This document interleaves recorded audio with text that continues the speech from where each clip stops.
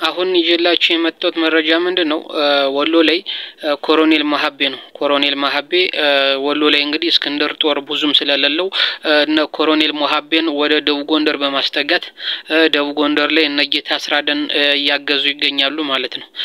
ሌላው ሰሜን ጎንደር ላይ ሰሎሞን አጠናና ደረጀ በላይ እንግዲህ ሰሜን ጎንደር ፋኖችን ከመከላከያ እና ከአድማ ብተና ሚሊሻ ጋር እገዛ በማግኘት እንግዲህ ውጊያ ከፍተዋል ማለት ነው። ወደ ቋራ አካባቢ እንግዲህ ይህ የተደረገበት ምንድነው? እና የእስክንድር ስኳድ አፋዶች እንግዲህ ከመከላከያ እና ከአማራ ብልጽግና ድጋፍ ተደርጎላቸው በርከት ያለ የሎጂስቲክ ድጋፍ እንግዲህ ያገኙና እየተረካከው መሆኑን ከሳምንት በፊት ገልጸንላችሁ ነበር።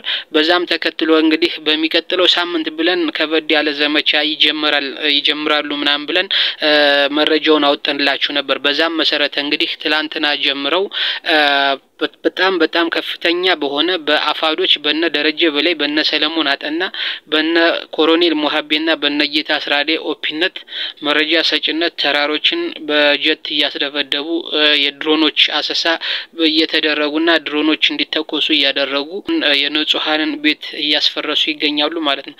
ይሄ እንግዲህ የአፋዶች ስራ ነው ማለት ነው። ስለዚህ ካሁን ሰሞኑን ከዚህ ወጣ ያለው ምንድነው?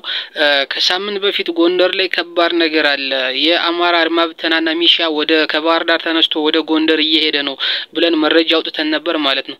ስለዚህ ያንን መረጃ ባለማድረሳቸው እንግዲህ ትንሽ የተወሰነ ጉዳት ደርሷል። ስለዚህ አሁንም ይህ መረጃ እንዲደርስ ሼር አድርጉ፣ ላይክ አድርጉ፣ ሰብስክራይብ አድርጉና ፈጣን መረጃ እየደረሳችሁ እንድታደርሱ ሆኖ ሌላውንም እየደወላችሁ መረጃ አድርሷቸው። ሌላው በጣም ጎጃም ላይ ቀድሞ ማጽዳቱ ይሉንታ አለመኖሩ ዘመነ ለዛሬ ሁኔታ ለዛሬ መከላከያና አድማ ብተናን ብቻ እንዲጋፈጥ አድርጎታል ማለት ነው።